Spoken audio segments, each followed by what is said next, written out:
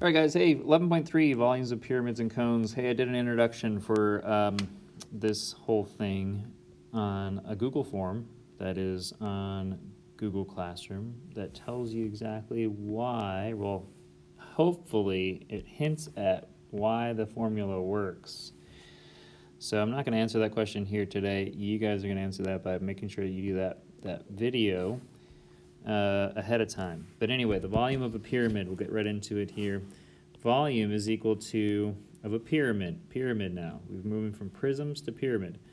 The pyramid is equal to 1/3 of the base times the height, where B, capital B, is the area of the base, right? So this is the area of the base.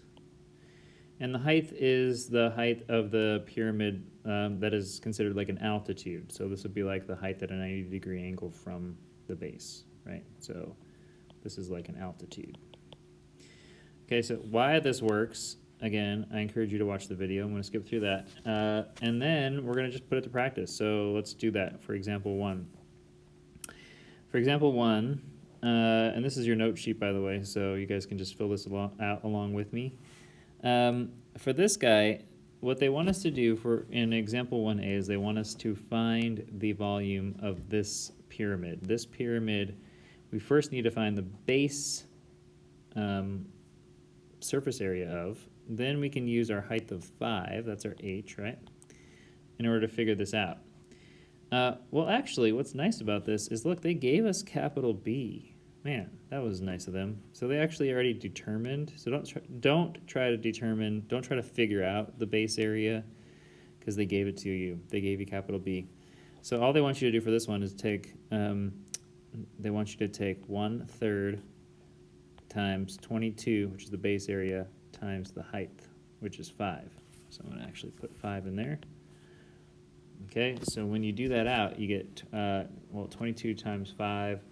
Well, if you were trying to figure this out, 20 times 5 in your head, 20 times 5 is 100, and then 2 times 5 is 10, so that should be 110, right? So we take 110 and we divide that by 3, which is the same thing as multiplying by 1/3.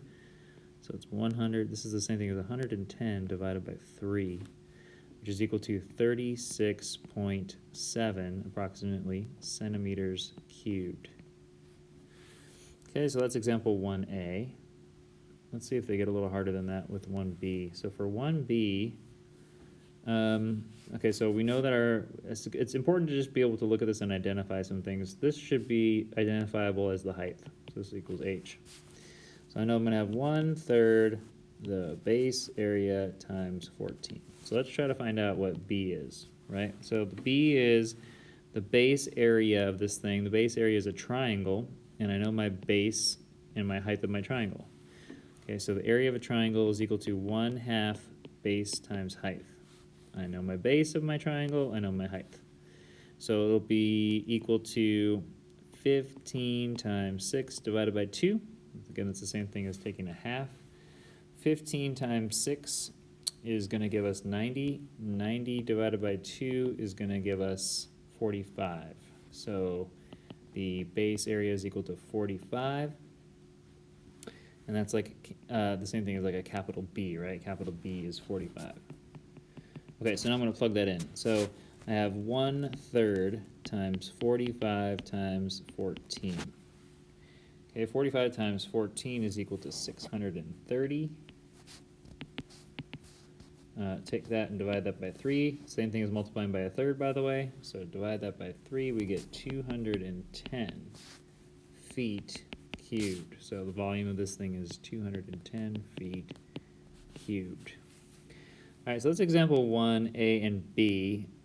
The volume of a cone, and again, why this works is on the video as well. I mean, it's the same exact logic, but the volume of a cone is going to be the same thing. Volume is equal to 1/3 base times height. The only thing that's different here, and it's not really a difference, but I mean, I guess it is, they purposely defined cone because it's a little bit different than a pyramid, right? But a cone's always going to have a circular shape for its base, and so if you think about it, what is the area of a circle?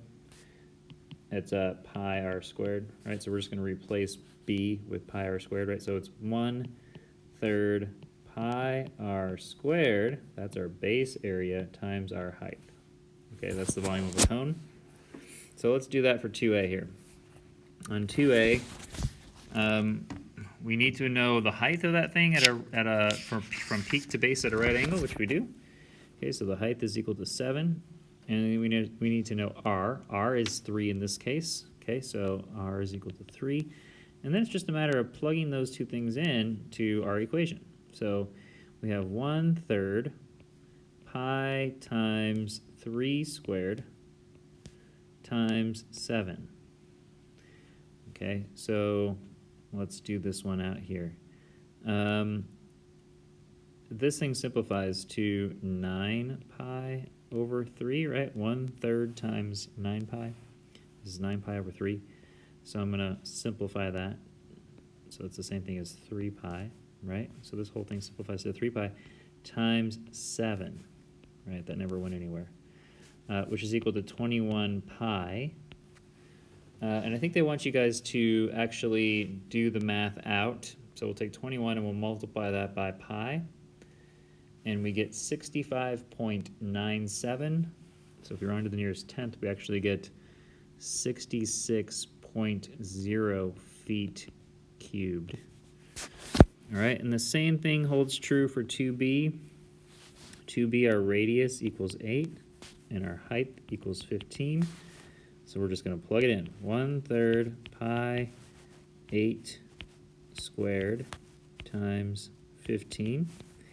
Okay, so this is the same thing as 64 pi over 3. 64 divided by 3 is 21 1/3. So it's not very nice, so I'm actually going to just do that out. So 64 times pi is 201 something. Divided that by 3, I get 67 point something. Okay, so it's like 67.02 or something like that. Okay, times 15, so keep it in your calculator, times 15 is equal to 1005.3.